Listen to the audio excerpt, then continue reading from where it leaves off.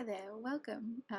Today we are painting a beautiful Rakali, and I have been itching to break open my watercolors and get onto painting this one. It started as a little sketch in my sketchbook and sat there for a few months, and then I was thinking one beautiful spring day, I was like, okay, I'm gonna get onto it, but then I sat down to start painting and it actually ended up taking 5 days to paint because um, I could only paint it in small sections of time because things kept on coming up, like phone calls and postman, and also I was preparing for a market stall for my husband's business, so it took me a little bit longer to paint this than I initially thought.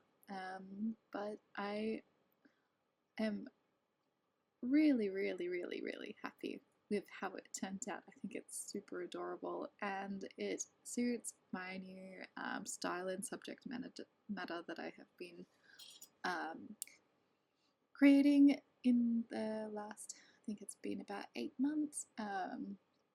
And basically, it was about 8 months ago that I was illustrating a kakapo, and which is a parrot from New Zealand. It's an extremely rare, an extremely endangered parrot, and I added a wizard hat to it, and then something felt just right about it. And since then, I have been illustrating little whimsical Australian and New Zealand species with a little fantasy world twist. So it's got like witches and wizards and um, little rangers and warriors and that kind of thing. So it's something that I have really loved illustrating, and I am glad that I have finally found something that I am keen to stick to as a. In the past, I found that I had kind of a shiny things syndrome where I was just constantly going between subjects and I couldn't pick something that I really liked, and also I was still developing my skills. So um, that exploration, I really appreciate it. I wish I was one of those people who figured things out much earlier in my early 20s, but that's not what happened, and I don't think that's what happens for most people, for anything in their life really. I think that yeah, it can take a very long time to discover what you actually really like to do, and part of it is exploring many different subject styles and um, going, like, even life experiences can help shape uh, the direction of what work that you create. So I was excited to illustrate this Rakali. A Rakali, if you haven't found out what it is, if you don't know what it is an Australian native rodent. They are beautiful. They're like a chocolate color with a beautiful golden belly, and they've got a fluffy tail.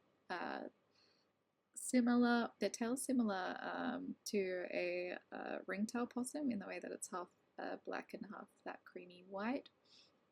And they live on riverbanks, and they do a lot of fishing, and they eat a variety of different foods. They are carnivores, and they are incredibly intelligent as well, really great hunters. They have been known to use tools to open shells, and they also have been known to pass down their learnings down to their young as well. So they're an incredibly intelligent species, not very well known in Australia, even though they are across many different states. I myself have not seen one. They're quite elusive, and also you could mistaken a one of the pest black or I think it's brown, introduced species of rats for a Rakali. I've heard that they are sometimes seen in central and northern New South Wales, so hopefully one day I can travel up there and see one. But yeah, the Rakali, it's not very well known, and part of me illustrating this species of Australian rodent is just to bring more awareness to the species. And I guess there has been a few campaigns in Australia to try and market them in better light and show off just how cute they are. They previously were known as a water rat, and then I can't remember which council it was or organisation, but they decided to rename it to the Rakali and also market it as Australia's otter, and that being because it hunts in the water just like an otter would. And they are super, super, super cute.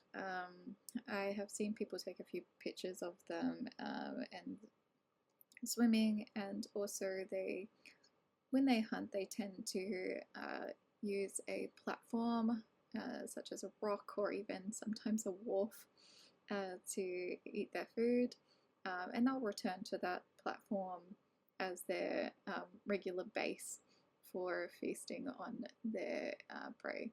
So they're very, very cool little critters.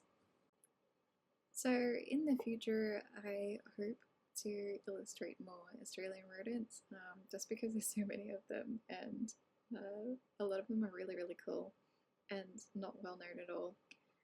But for now, I am going to probably in the next videos be sharing with you some of the 3D prints that I've done and how I am now working with 3D to bring my characters to life. And also I currently have a temporary Etsy up. The link will be in the description below.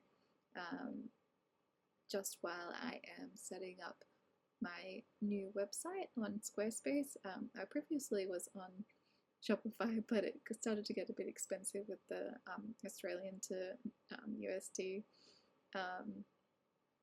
exchange rate, so I'm giving Squarespace a go, and because it's one fee, that works a lot better for me for now. So yeah, so expect a new website very, very soon. So this is the finished illustration, and I didn't record it with, it actually has whiskers now, I totally forgot them, but yeah, I hope you enjoy it. Thank you, bye!